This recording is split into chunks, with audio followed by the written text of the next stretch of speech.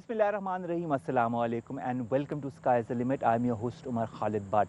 Machine learning and artificial intelligence are the future of the whole world. They will help mankind and they are still helping mankind in this day and age in different sectors, whether it be health or whether it be computers or in other fields such as cyber security. Now we've got many people in Pakistan who are working in that very field, that is artificial intelligence and machine learning. Our guest in this very episode is one of them. He went from Lahore to Pindi and then to the United States to follow his dream of learning computer sciences and then of course artificial intelligence and machine learning, and eventually has made a name for himself in the Silicon Valley and now is trying to promote his country and the technicians and the software engineers in Pakistan to the whole world through his different companies. His name is Farhan Zaidi and he's our guest in this very episode of Sky's the Limit. Stay tuned to know more about the person behind the personality.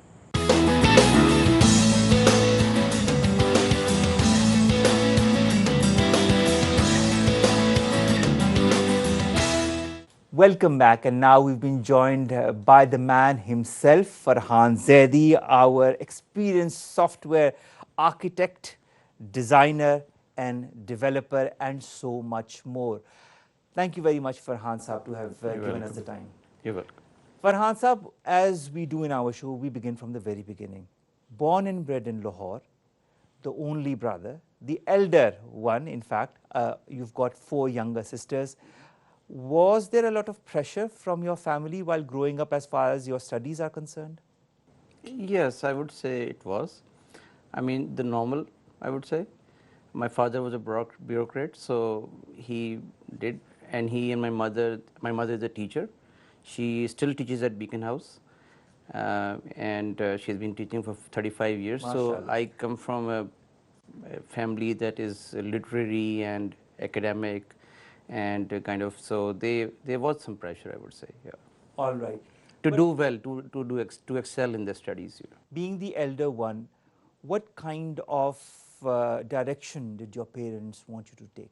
They wanted me to do good All in right. studies, and then There was not a particular emphasis on being a doctor or an engineer. initially I would say there was.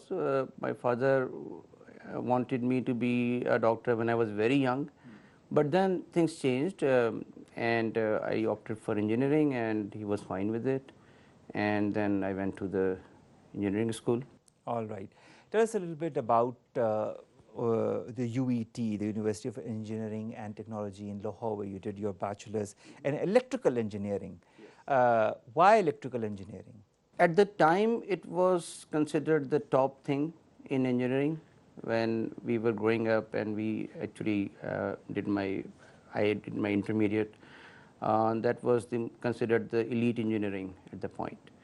And there was computer science was not really mainstream in those days. So I'm talking about mid 80s in Pakistan. And so there was, I mean, the highest merit, you know, in terms of marks and for admissions. Everybody was competing for electrical engineering, and and I would say it was kind of a following thing, because a lot of my friends were going to electrical engineering. So I mean, as a kid, we don't really have much vision about what we will be doing in the next 4 years when we go to university in Pakistan. You did not have the vision, but did you have the interest to pursue engineering as a field? I did have the interest to pursue engineering.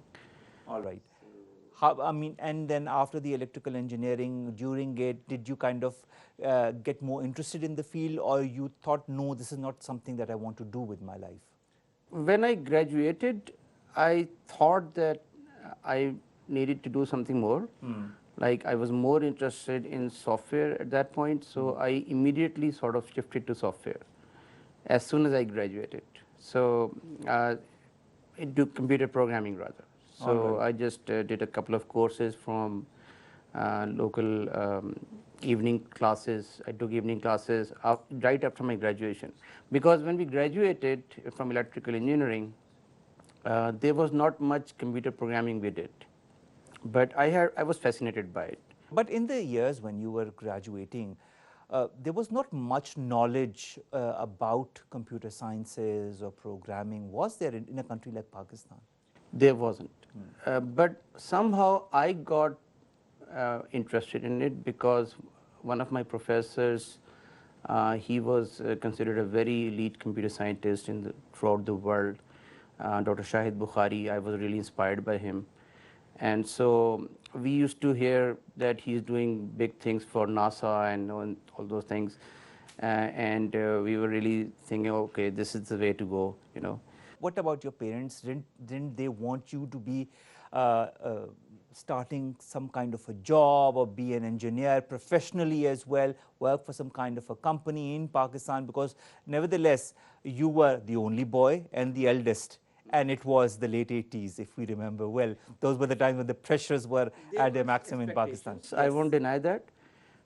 But they were also pretty liberal in the sense that they gave me some free hand, some leverage, so some leeway. And at the end of the day, I did job. I did go for a job as well. So it's not that I was not doing anything, but in my spare time and in my evenings, I was just doing programming like madly. All right. So that's how I actually pulled it off. Okay, so as they say, madly, deeply in love with the computer sciences. Yes, I was and the very field. passionate about it. All right. Yes. And that is what took you to the United States. How did that come about? Well, before that, I got into Atomic Energy Commission's program for 1 year.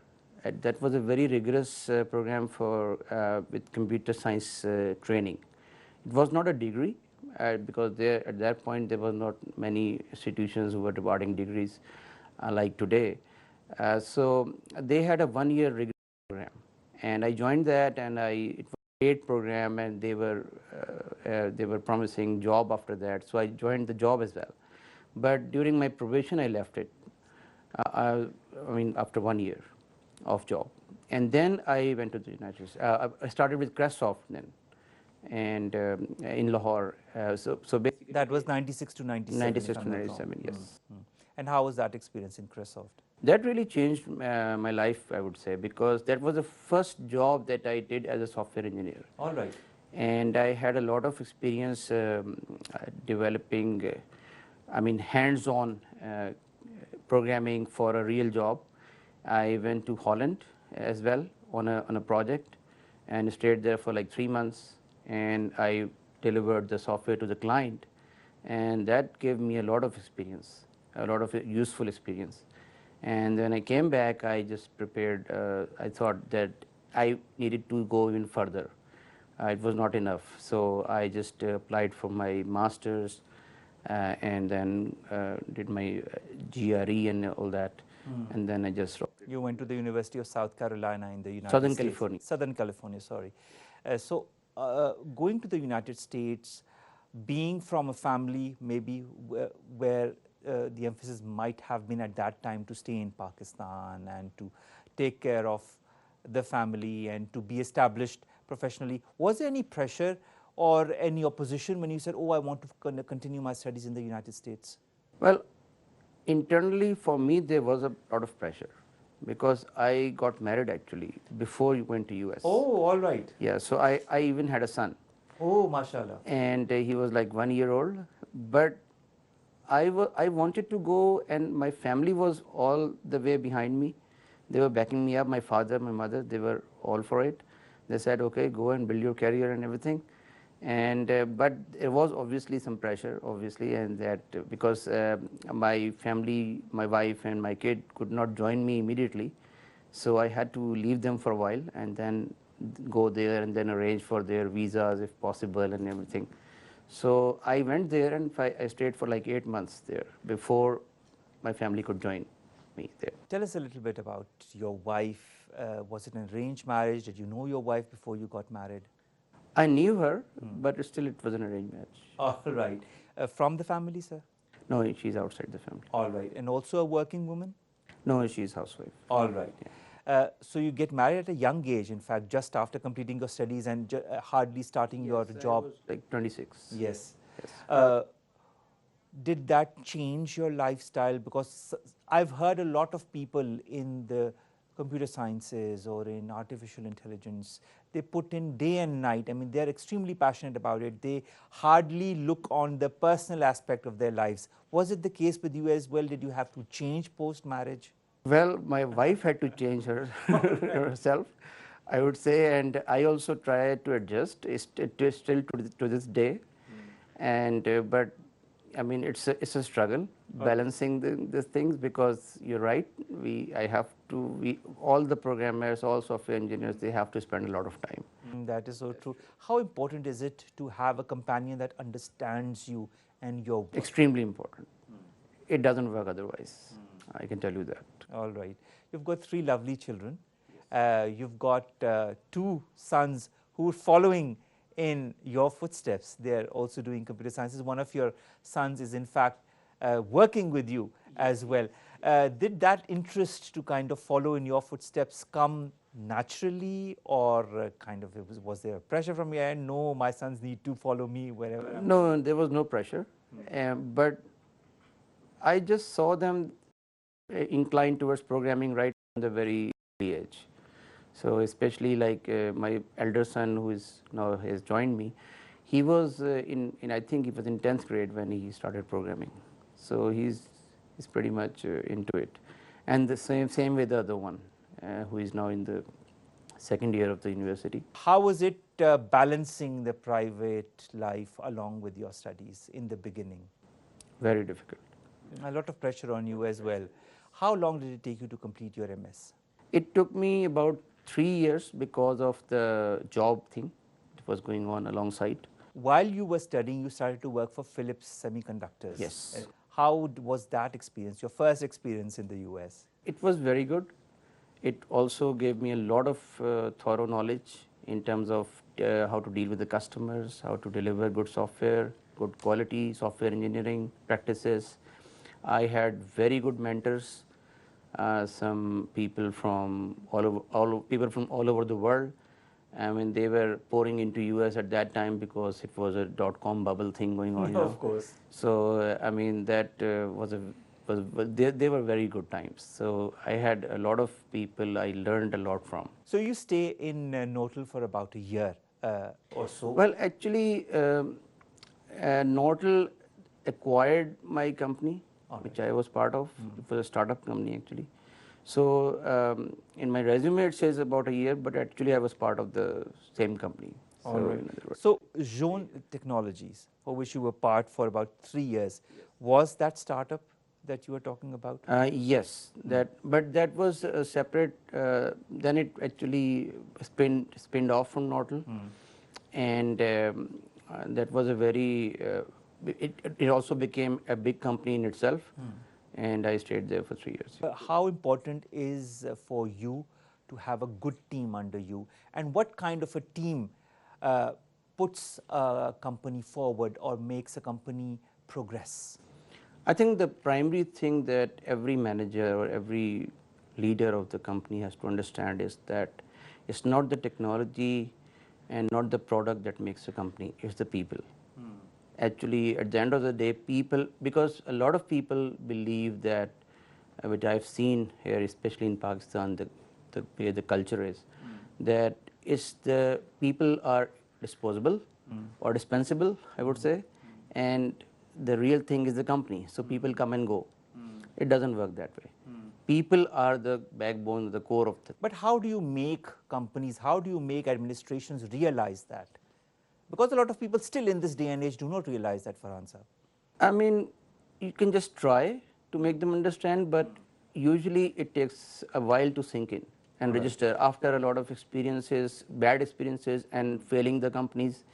And they think that and mistreating the employees for years, and then realizing that that's not the right thing to do. After 2 years being part of Quartix, you move over to Alistasis, and you're director of software development for that company for around a year. Why change? It was a new idea. I had a friend, actually I had a mentor.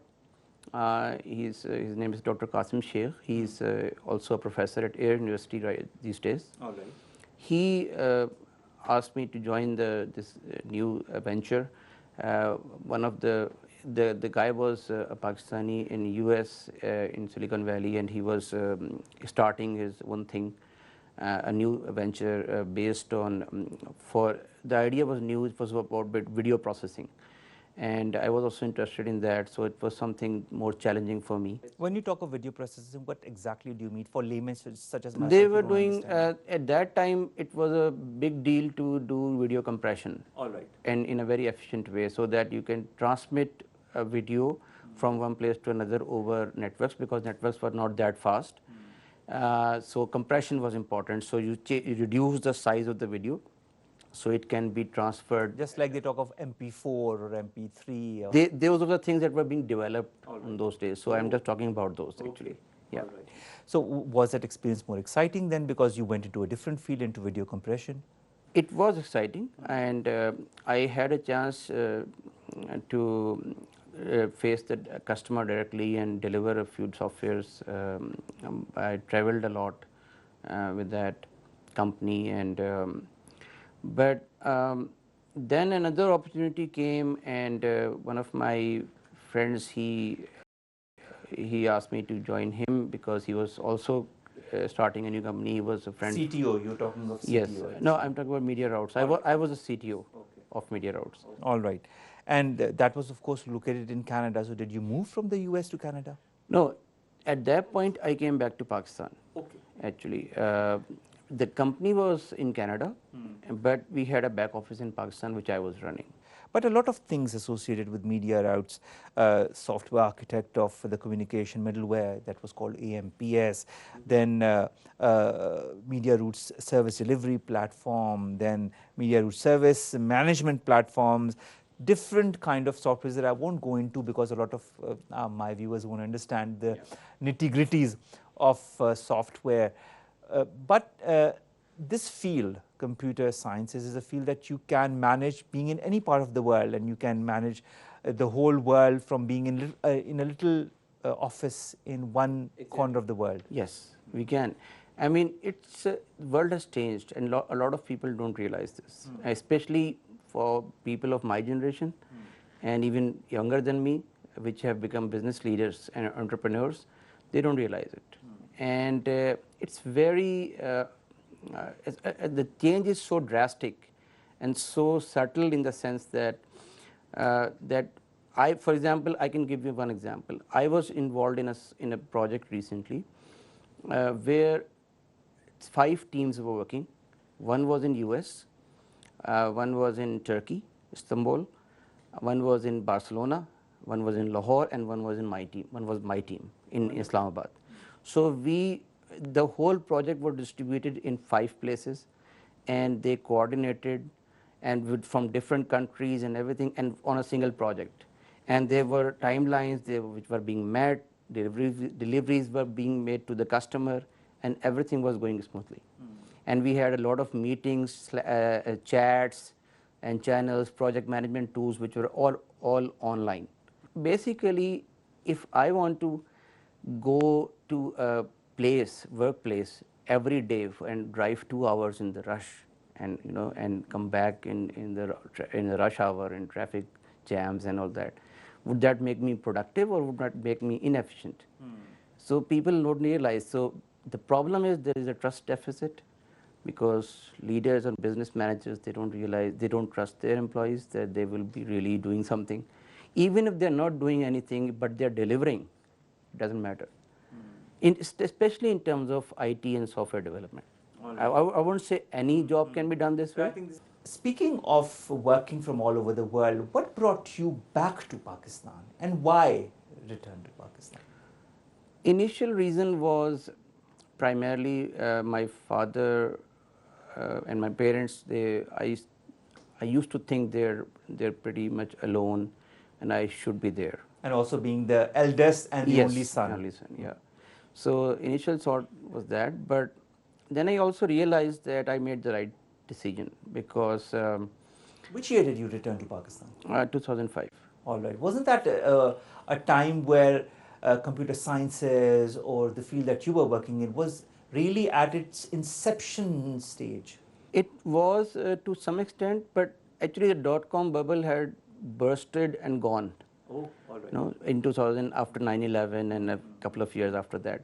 So it was somewhat rebooting.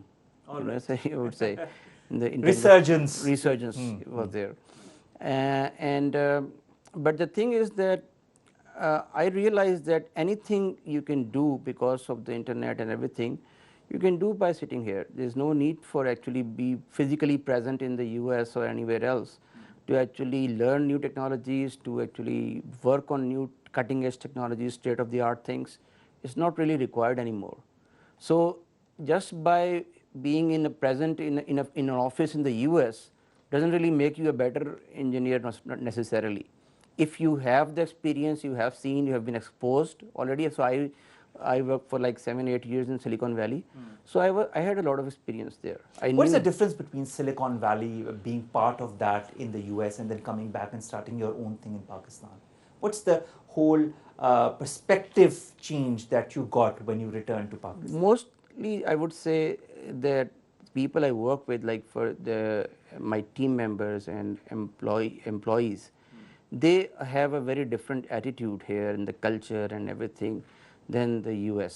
So in terms of dealing with people, you have to really understand that, and that you have to realize that you're not dealing with the Stanford graduate, and another. You have to change the way you deal with the people as per Exactly. their mentalities. A lot of change. All right. Yeah, you have to really and you change. have to make them understand, because there are a lot of things that are easily understood by people in the Silicon Valley, but not as easily in. Well, I would say there are some issues that we have in our culture, like temperamental issues, and other type of issues like.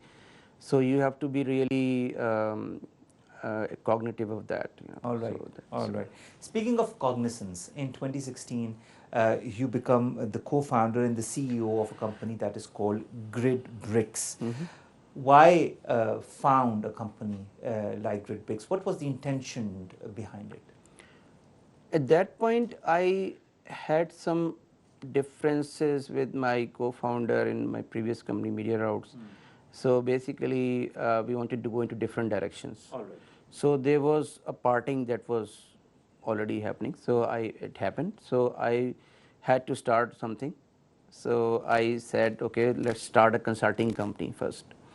And then I just got a couple of projects. Did you easily find the professionals or the team that you wanted to work with?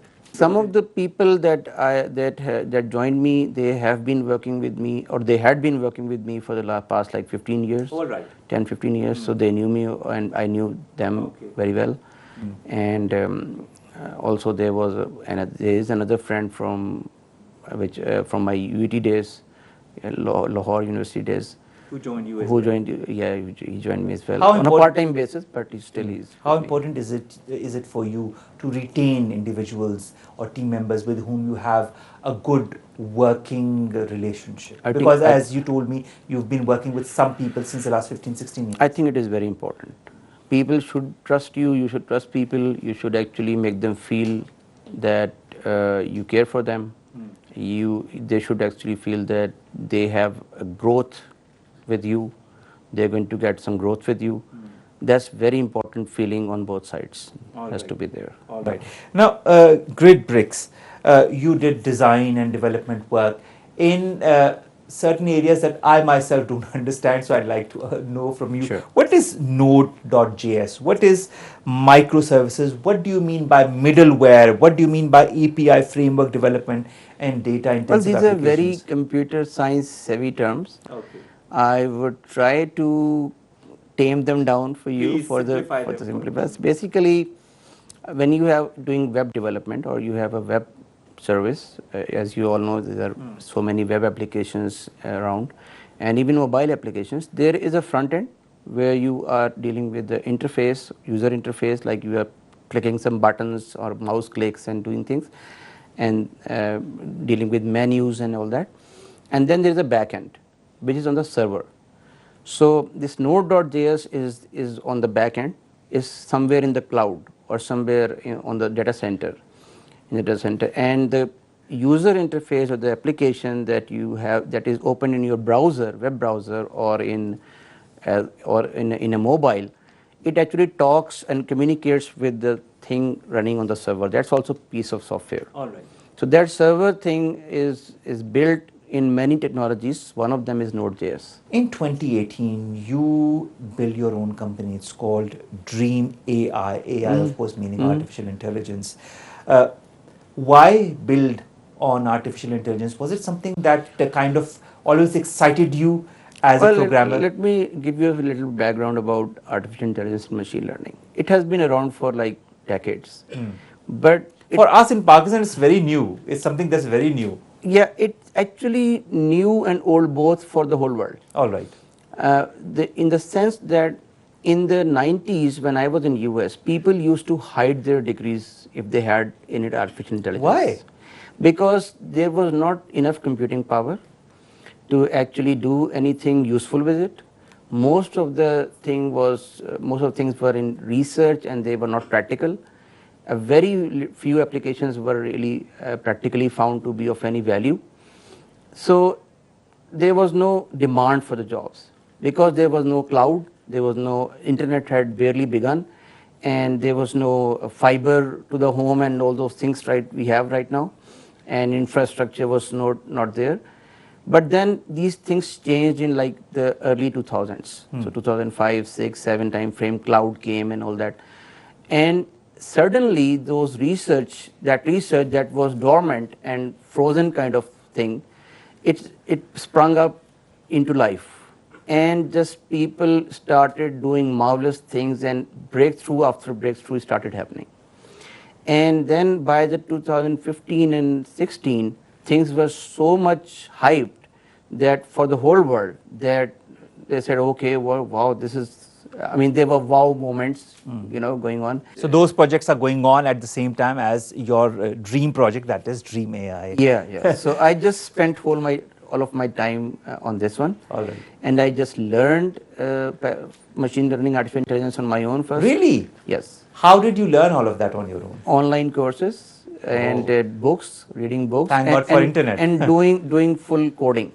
Okay. And actually, I wore my programmer's hat again, and I just dug deep into it and just got my hands dirty and then just started coding. All right. And I have done a lot of coding in the last 3 years. And I can see that you love the whole process of coding. Oh yes, I love it. What is the correlation between artificial intelligence, machine learning, and robotics? Artificial intelligence is an umbrella thing, and robotics is on the side, which is to actually make the robots work and do things.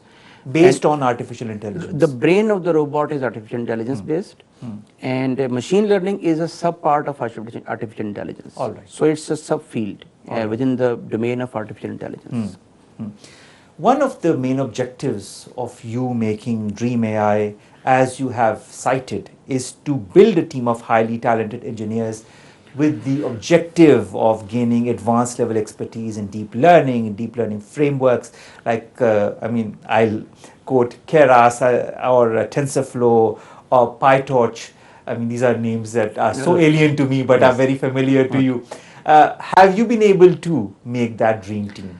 It's in the progress. How? Let me tell you. First of all, I just want to tell you that Keras is a framework software development tool for deep learning, for neural networks, which are also part of the machine learning. And PyTorch is from Facebook. All right. They have developed this tool and open sourced it, so it's free for the world. It's a very good tool. TensorFlow is from Google. So these are very famous tools, and almost all of the machine learning world uses it. All right. At one stage of the career or the other.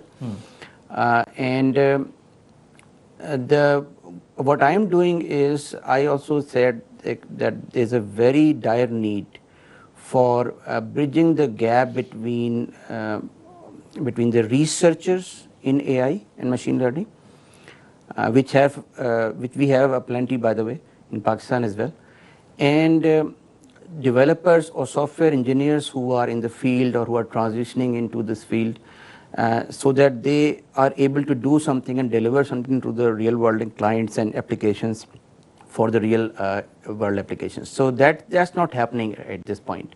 No, I haven't heard of it, but I'm very intrigued nevertheless. Okay, so it's called Python, and it's very popular language in the world right now for artificial intelligence. So that's one thing that I have done. And the second thing I have done is I have tried to do seminars or workshops, one-day workshops for business managers, inviting them with Pakistan. in fast business school, yes, because there is a need for in Pakistan as well to actually understand that businesses can actually solve their problems with artificial intelligence and machine learning, and that awareness is not there right now. It's very rare. So I just wanted to create a culture and uh, teach them and show them use cases. Use cases means the applications or business problems that they can solve with artificial intelligence. So what I do is I just excite them to discuss with me what, after I have given them a few examples, that what do you think that in your environment, in your business, how can you actually apply these things, these concepts, and in very layman terms. So that's something that I've started doing, and I also intend to continue that. This is one thing which is happening in Pakistan, and now, but with the team I have from also from FAST and also others from other places, I am trying to build a virtual training center, which is online. So with live webinar sessions or live sessions, we just But how do people know that this session is going to be held at such time? it's going to be a marketing effort, All right. obviously. So you need good marketing for Yeah, that. yeah. Three other sectors that you intend to work on under the umbrella of Dream AI is cybersecurity, health, and education. How do you plan to achieve that, and what kind of tools do you want to use? Education, I have already told you. Cybersecurity, health. Cybersecurity. Let me tell you about health first. Health is a very important area from a machine learning and artificial intelligence perspective, and the one of the concerns that people have, I'm sure you have heard of it, that they will take our jobs and everything, you know. Oh, of course, that is a major concern when it comes to artificial intelligence and machine learning, that one day machines are going to take over and we're going to stay jobless in our homes. Is that the case? No, that's not the case. Let me tell you why. For example, take the example of health. There are 2 or 3 major concerns people have. One is this one thing that, okay, if a radiologist, I can actually predict, my artificial intelligence can predict by looking at a ultrasound or an X-ray that here's the tumor and it is benign or malignant. You know, so I can. Then what's the need of a doctor, basically? You can say what's the need of a radiologist? Of a radiologist, right? To kind of know. But that's not the case. It turns out that artificial intelligence, by its very nature, is not deterministic. All right. Deterministic. And what do you means, mean by that? Mean by that is that it's probabilistic. All right. Meaning there is a hint of probability. There is, so you are 97% sure, but you are not always 100%. But even in the doctors or radiologists or any other specialist case, is the same probability Same exists. problem, exactly. So what we plan or aim to achieve in artificial intelligence is, if we are able to meet human performance, is good enough. That's what the aim of a project is normally. But then comes again the question mark. Yes. If you equal human performance, So then what happens to the human performance? One of my friends, you know, he was asked this in an interview in a UK. He's a doctor. He was actually interviewing for radiology specialization, and he said that he sees it as an opportunity as a helper. All right. So the tools will help them, not replace them, because human in the loop will always be there. It's not really that there will be a rise of machines, not happening soon. Okay, we see that so much in films, though. Well, let me tell you, there are 2 kinds of things. One in terms of one of our pioneers in the field, Andrew Ng, he says that there are 2 kinds of artificial intelligence. One is the artificial general intelligence, where you can do anything. The aim is to do anything that human can do. Okay, so that is really the rise of machine thing, if that happens, if and whenever that happens. So we are far away from there. We don't have any breakthroughs. Like at least a dozen breakthroughs need to happen before that becomes a reality, and those dozen breakthroughs might happen like 50 years, might not happen in 500 years. So who knows? So we are far away from there. the thing that we have achieved is to have tools that can assist humans in helping their job, in assist humans in their job, and that has happened, and that is happening at a dramatic rate. And like for example, medical image analysis. So if for example a radiologist has some application that can help him do his job better. For example, he says, okay, let's run this X-ray through this app, okay, and that app tells it, here's the lung ruptured or some skin lesion, which is a tumor or something like that, you know. So he can re-verify or double verify it, and for example, if he missed it out, for example, as you said, he's also probabilistic, right? So the same is the case with artificial intelligence. So combining the knowledge of the two, if the artificial intelligence can also tell and the human can also tell, so we are going to improve our accuracy. All right. And precision of diagnosis, you know. Farhan Saab, there's another thing that your company works for is cybersecurity. Cybersecurity is something that whether we be in Pakistan or anywhere else in the world is very important to us. Whether we do our bank transactions online or whether we go on Facebook or Google with our usernames and passwords, we need to feel secure that nobody is hacking into those accounts and trying to get our passwords, which happens a lot, in fact, and you know that for a fact. How does your company help provide companies and different people with a secure cyber environment? When I started GridBricks back in 2016, I did some training seminars on cybersecurity for organizations like PTCL and others. But then I switched to this machine learning and artificial intelligence. Now what I'm trying to get back to is, right now I'm not working on that actively.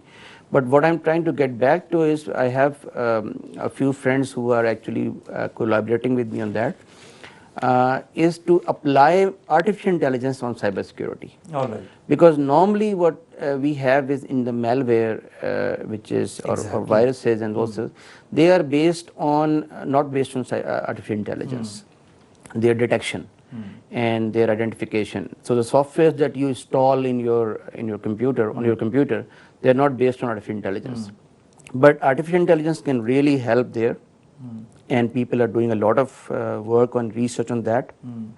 So I intend to work on that, but as of now, I'm not really actively doing that. All right. But this is one of the aims of your current company, that is Dream AI, to kind of work on cybersecurity as well, because I think security as such and cybersecurity in this current day and age is very important. Very important. Because everything now happens online, whether it be how we access our money or how we send our money or how we send emails, so the information that goes from one person to the other, whether it be in Pakistan, within Pakistan or in the world, it's very important for that to be secure, for us to feel safe that in this online world we are safe. It is very important, definitely, psychologically as well as also in reality as well. All right.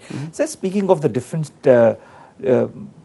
things that you've delved into, the certifications that you've delved into, whether it be deep learning for computer vision, Apache Spark, deep learning nano degrees, functional program design in Scala, and so many other terms that I myself don't understand much.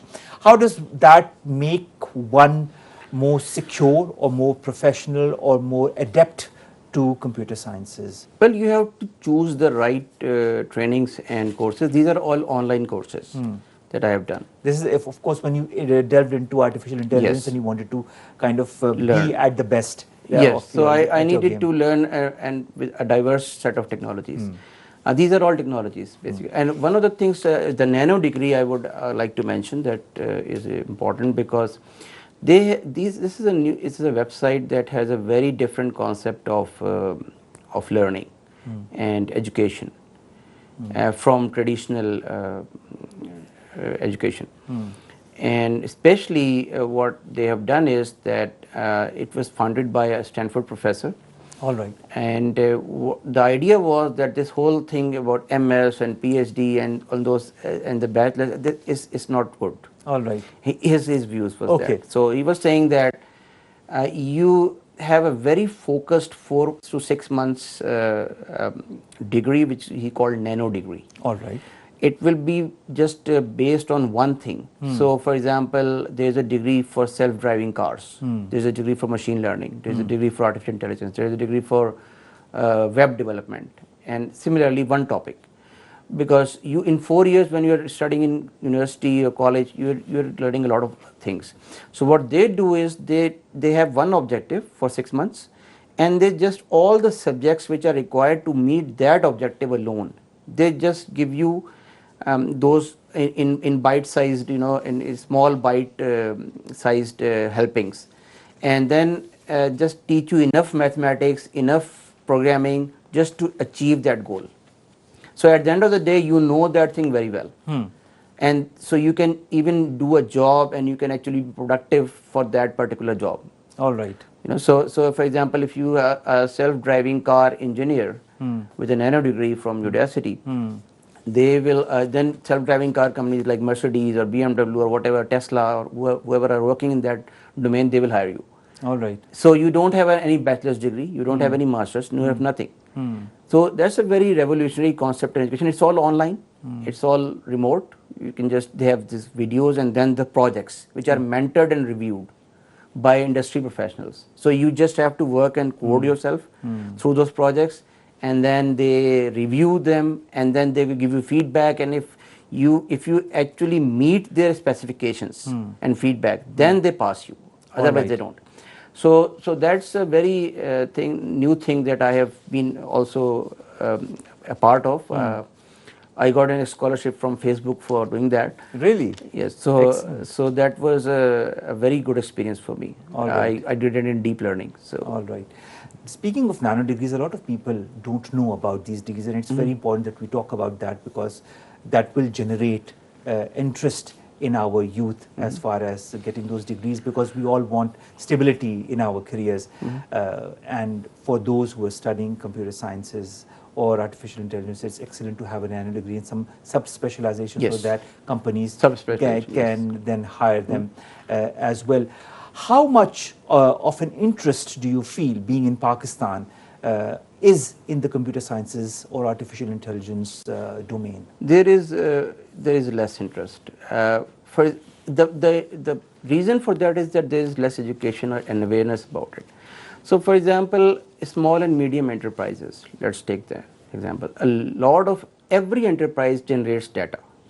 See, I mean, there is sales transactions going on. There is obviously office, human resources transactions going on. Salaries are being dispersed. Finance, accounting, everything is happening, right? And everything, anything that you do in a company, even no matter how small it is, there is always some data generated. Exactly. And using that data and putting it to good use, using machine learning to make predictive analytics about their sales, about their whether the employees are satisfied, whether they're going to leave, whether they're going to not, whether the customer is satisfied, whether the customer is going to leave, whether to detect fraudulent transactions, whether to do, for example, risk management. When you are disbursing a loan, a bank is disbursing a loan to someone, so he has to select. They have to select whether they should disburse the loan or not. This customer is going to actually repay the loan in full or not. All of these are examples of predictive analytics. All right. If we are able to educate and make aware people that this is something useful, they can start spending on these, just like they started spending on websites when they were coming in. Exactly. So that's something that we need to do by continuous training, education, dispersing of workshops, seminars. A lot of things need to happen for that. Is there a future of AI, artificial intelligence, machine learning in Pakistan? Definitely. I mean, there's a lot of potential in terms of market as well, and also we have a lot of talent. We have very good developers, very good researchers, and I think if they can join hands and they can create programs where they can come together and do something useful and build applications, and then and the government also needs to. The government is also already taking good initiatives. There's a presidential program on artificial intelligence and machine learning and other fields as well, where they are giving them training for about 1.5 years, and they're just getting like a metric or students, and then just giving So them that a they one and can a go half into that specialization and create a life yeah. for themselves. So these are the kind of programs we need to. They are good initiatives. Yeah. How important, and this is a term that you know very well, is good software engineering practice in artificial learning or machine learning? That is the key, and that is really missing from the main culture, mainstream culture that we have, at least even in throughout the world. Because Why?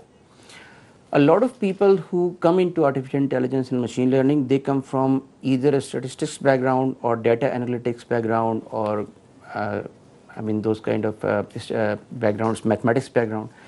But rarely, but few people come from computer science background or electrical engineering background for that matter.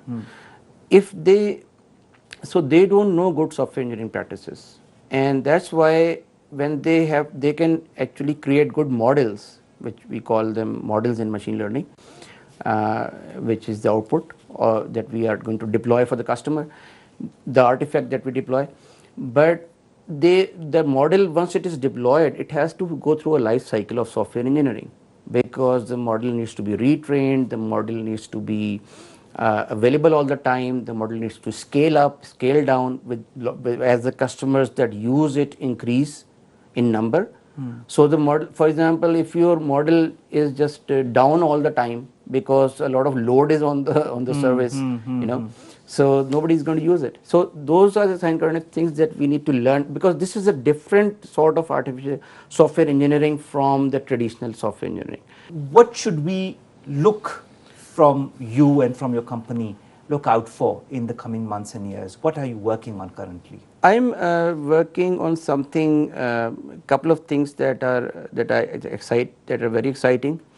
One is a know your customer solution. That's that's a very interesting application that is required for all banks and financial institutions to actually authenticate the customers online, especially with the things that Alipay and those kind of things which are coming in mainstream. And the other is the medical image analysis for especially something called federated learning, which is based on secure and private artificial intelligence. So that's one thing that I'm really excited about. Security and privacy are two things that are very important in this Yes, current age. because especially in the medical data, because you know, a lot of people are very psychologically disturbed when they think that their data is going to leave the hospital. You know, if you have something deployed in the cloud for artificial There's intelligence, that fear that somebody might get because data hold should of be it's very private. The medical data, if you have some God forbid somebody has some disease, it can have implications if it is known in public, you know. Exactly. So it's a very valid concern, and then to address that concern is a challenge, and I'm working on something in that regard. So well, that is wonderful, and we sure hope that we will be one of the first ones to get hold of that and try that on our own and see how Inshallah. that works for the benefit of the society, of humankind in general as well. Looking back at your life, Farhan Saab, is there anything you would have liked to change if you were given the opportunity to relive your life? I don't think that way. I just move forward. And of course, any message finally, sir, for all those who are interested in computer sciences or in artificial intelligence, machine learning, what kind of ethics and philosophy do they need to follow in their lives in order to become good professionals? Well, ethics is very important, because as you have heard of deep fakes and everything, you know, have you heard of deep Yes, fake? I have. So those are the kind of things that can be misused and abused very easily. Now even they have successfully mimicked your voice as well.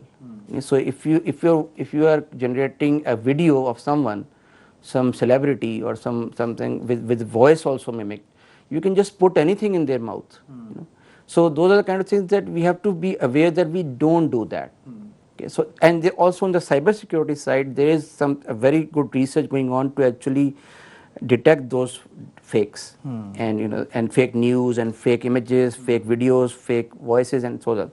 So that's one thing in terms of ethics, that don't do things which are morally irresponsible. And the second thing is that get out of your comfort zone and do something, get your hands dirty, and just immerse and deep dive into things. Instead of just having a superficial knowledge of so many things, just go into one thing deep and just And be build the your master of that. be the master of that. Yeah. Instead of being a jack of all trades, be the master of one single. Yeah, like for example, natural language processing, just go into that to train a lot of models and do a lot of frameworks and then just solve problems like sentiment analysis. All right. You know, so on. Interesting. I mean, so many interesting terms that I've learned during the course of this interview from you, Farhan Zaidi Saab, and so many things that I have understood as far as artificial intelligence or machine learning is concerned. And thanks to people like yourself, we are going into a new phase as far as computer sciences is concerned in Pakistan. Farhan Zaidi Saab, thank you very much to have given us the time. And this brings us to the end of this very interesting and technical show that we did with Farhan Zaidi Saab. I myself, being interested in what is computer sciences, got to learn so much more as far as AI or ML is concerned. Artificial intelligence is not something one needs to be afraid of. It is not going to take over humanity as such, but it is only going to help you become a better individual, become a better scientist or a professional in your respective field.